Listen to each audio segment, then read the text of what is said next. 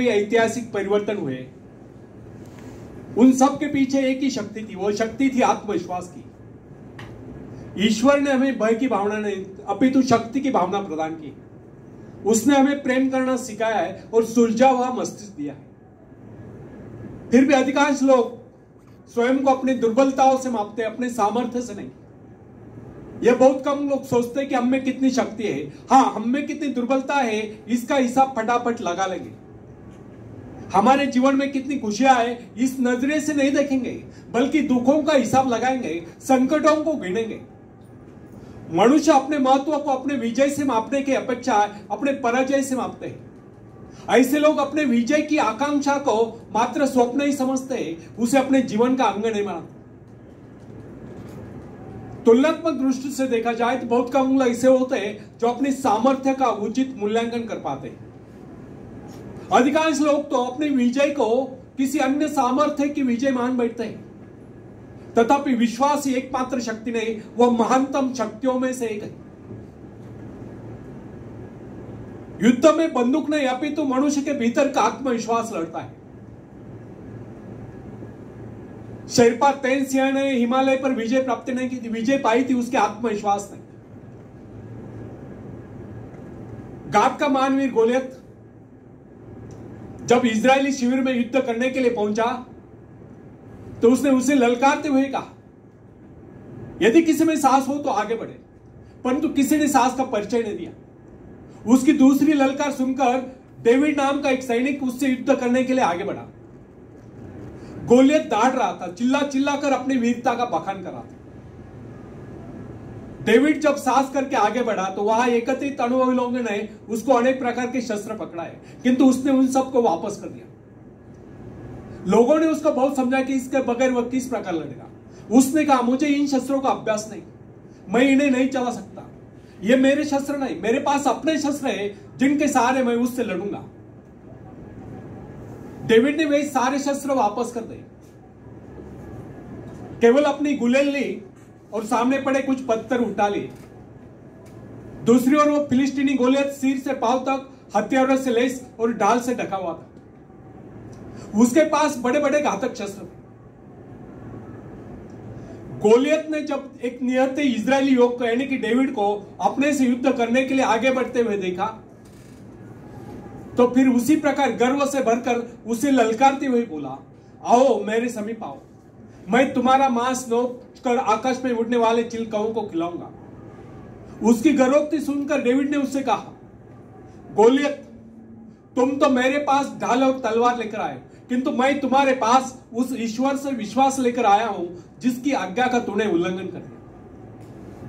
वह परमेश्वर जो इजरायली सेना का सेनापति है, आज वही परमेश्वर मेरे हाथों तुझको पराजित कराएगा। उस फिलिस्तीनी के भांति डेविड के पास दिखावे के लिए शस्त्र नहीं थे। उसने किस शस्त्र पर विश्वास न जमाकर केवल अपने परमात्मा पर विश्वास जगाया था, अपने आत्मविश्वास पर विश्वास जगाया था। उसी आत्मविश्वास के आधार पर उसने गोलियत को पराजित कर दिया। उसने गोलियत के माथे को निशाना बनाकर एक पत्थर, उसने अपने गुलेल में एक पत्थर सटाया और गोलियत के माथे को निशाना बनाकर उसे छोड़ दिया। पत्थर लगते ही वह वही जमीन पर लोटपोट होगा। यह डेविड के आत्मविश्वास का ही परिणाम था कि सिर से पांव तक हथियारों से लैस गोलियत को उसने धूल चटा दी, केवल एक गुलेल और ईश्वर के प्रति अपने विश्वास के दम पर, अपने आत्मविश्वास के दम पर।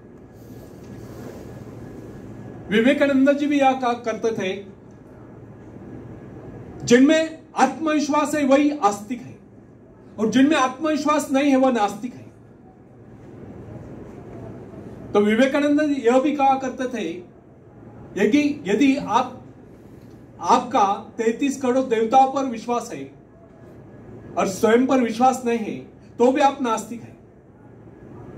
उनके कहने का मतलब यह है कि हमारे भीतर आत्मविश्वास होना चाहिए। इससे सिद्ध होता है कि आत्मविश्वास अनन्य रूप से सफलता की कुंजी है। यदि विश्वास नहीं, भरोसा नहीं तो उपलब्धि नहीं। विश्वास जितना दृढ़ होगा, विजय की संभावना उतनी अधिक होगी। हम लोगों में यदि कमी होती है तो केवल आत्मविश्वास की। हम लोगों में यह भावना नहीं होती कि हमारे भीतर जो ईश्वर आत्मविश्वास के रूप में बैठा हुआ है वो संसार की सबसे बड़ी शक्ति है, वो शक्ति हमारी सहायक है। जो व्यक्ति आत्मविश्वासी होता है उसके लिए कोई भी कार्य असंभव नहीं होता। जो मनुष्य अपना आत्मविश्वास जागृत कर लेता है उसकी शक्ति स्वयं दुगुनी हो जाती है। जो व्यक्ति दृढ़ विश्वास के साथ किसी बात को कहता है सभी श्रोताओं पर उसका वैसा ही प्रभाव पड़ता है।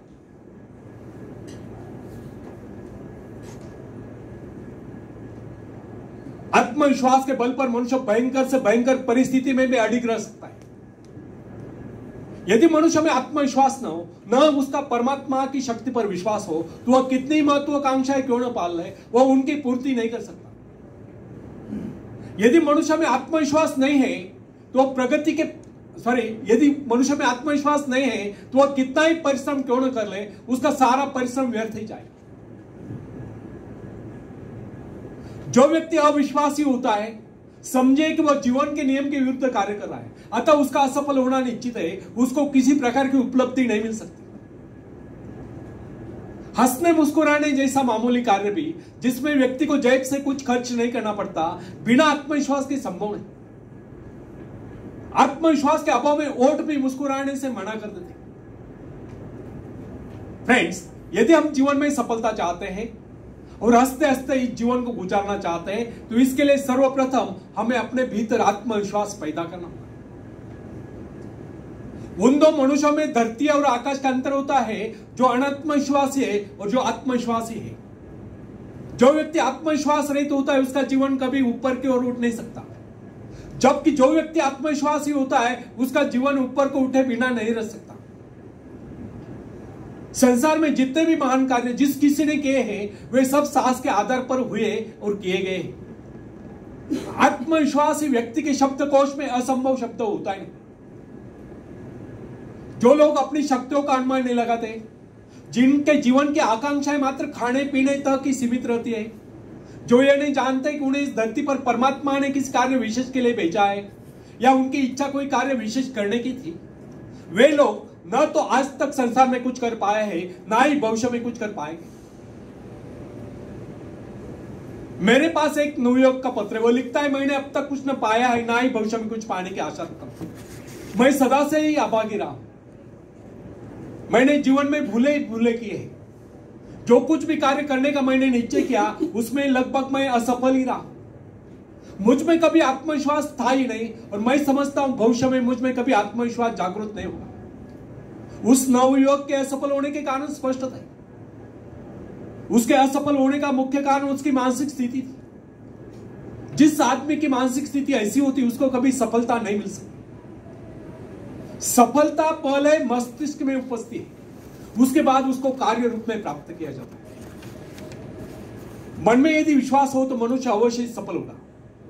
जिसके मन में यह विश्वास आ गया कि वह विजय है, सफल है और दुनिया का कोई ऐसा कार्य नहीं जिससे वह अंजाम न दे सके, तो सफलताएं उसके कदम चूमती है, वह व्यक्ति सफल